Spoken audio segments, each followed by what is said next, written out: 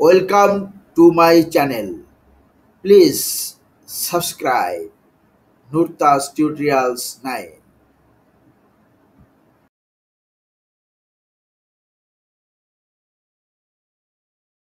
সুপ্রিয় শিক্ষার্থীবৃন্দ, চ্যানেলে আসার জন্য ধন্যবাদ।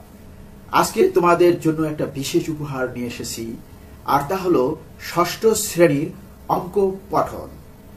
কিভাবে সহজেই অঙ্ক পড়া যায়। তাহলে যারা নুরতাস টিউটোরিয়ালস 9 ইউটিউব চ্যানেলটি সাবস্ক্রাইব করো নাই, তাদের প্রতি অনুরোধ রইল চ্যানেলটি সাবস্ক্রাইব করো এবং বেল বাটনে ক্লিক করে সঙ্গেই থাকো। চলো তাহলে শুরু করা যাক। ষষ্ঠ শ্রেণী অঙ্ক পঠন। আমি Kazi Noor Hayul Hossain. Please subscribe my channel.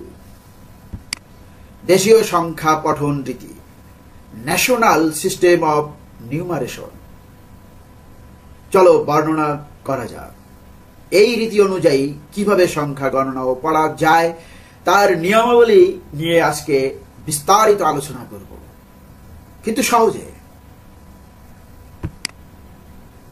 স্থান এবং মান।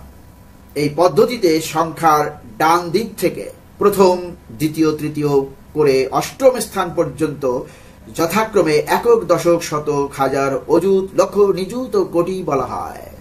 কোটি, লক্ষ, হাজার, শতক, দশক, একক। অষ্টম কোটি, সপ্তম নিযুত, ষষ্ঠ লক্ষ, পঞ্চম অযুত, চতুর্থ হাজার, তৃতীয় শতক, দ্বিতীয় দশক, প্রথম একক। সংখ্যা পড়ার নিয়ম। একক, দশক ও শতক, যেমন 2, 5 কে 25, শতকের ঘরের অঙ্ককে 100, 200 এভাবে পড়া হয়।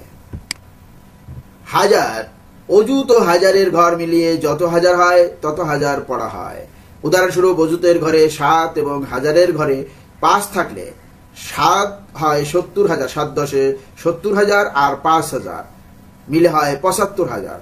তাই অযুতের ঘরে 75 থাকলে তাকে 75,000 পড়তে হবে। দুটি ঘরের অঙ্ক মিলিয়ে 75,000 পড়তে হয়। লক্ষ, নিযুত ও লক্ষের ঘর মিলিয়ে যত লক্ষ হয় তত লক্ষ হিসেবে পড়া হয়। যেমন নিযুতের ঘরে 8 এবং লক্ষের ঘরে 3 থাকলে দুটি ঘরের অঙ্ক মিলিয়ে 83 লক্ষ, অর্থাৎ 8 নিযুতের ঘরে থাকলে তার মান হয় 80 লক্ষ এবং তার সাথে যুক্ত হবে 3 লক্ষ। 80 যোগ 3 লক্ষ সমান 83 লক্ষ পড়া হয়। কোটি, কোটির ঘরের অঙ্ককে কোটি বলা হয়। কোটির ঘরের বাম দিকে আরো অঙ্ক থাকলে অঙ্কগুলোকে কোটির সাথে মিলিয়ে যত কোটি হয় তত কোটি পড়া হয়। কমা এর ব্যবহার। 4 বা তার চেয়ে বেশি অঙ্কের সংখ্যা সহজে ও শুদ্ধভাবে পড়ার জন্য কমা ব্যবহার করা হয়। নিয়মটি হলো, যে কোনো সংখ্যার ডান দিক থেকে প্রথম 3 অঙ্ক পর একটি কমা বসে, এরপর প্রতি 2 অঙ্ক পর পর কমা ব্যবহার করা হয়। প্রদত্ত পাঠ্য অনুযায়ী নির্দিষ্ট অঙ্কগুলো ব্যবহার করে বৃহত্তম ক্ষুদ্রতম সংখ্যা গঠনের নিয়ম নিয়ে এখন আলোচনা করব। বৃহত্তম সংখ্যা গঠন। বৃহত্তম সংখ্যাটি তৈরি করার জন্য প্রদত্ত অঙ্কগুলোকে বড় থেকে ছোট ক্রমে সাজাতে হয়। ক্ষুদ্রতম সংখ্যা গঠন। ক্ষুদ্রতম সংখ্যাটি তৈরি করার জন্য অঙ্কগুলোকে ছোট থেকে বড় ক্রমে সাজাতে হয়। তবে 0 যদি অন্যতম একটি অঙ্ক হয় তবে সেটিকে বাম দিকের দ্বিতীয় স্থানে বসাতে হয়, কারণ সংখ্যাটি 0 দিয়ে শুরু হলে তা নির্দিষ্ট অঙ্কের সংখ্যা হিসেবে গণ্য হবে না। উদাহরণ, পাঠটিতে দেওয়া উদাহরণ অনুযায়ী 8, 0, 7, 5, 3, 4 অঙ্কগুলো ব্যবহার করে 6 অঙ্কের বৃহত্তম ক্ষুদ্রতম সংখ্যা গঠন করা হয়েছে। বৃহত্তম সংখ্যা অঙ্কগুলোকে বড় থেকে ছোট ক্রমে সাজিয়ে পাওয়া যায় 8, 7, 5, 4, 3, 0, অর্থাৎ 8,75,430।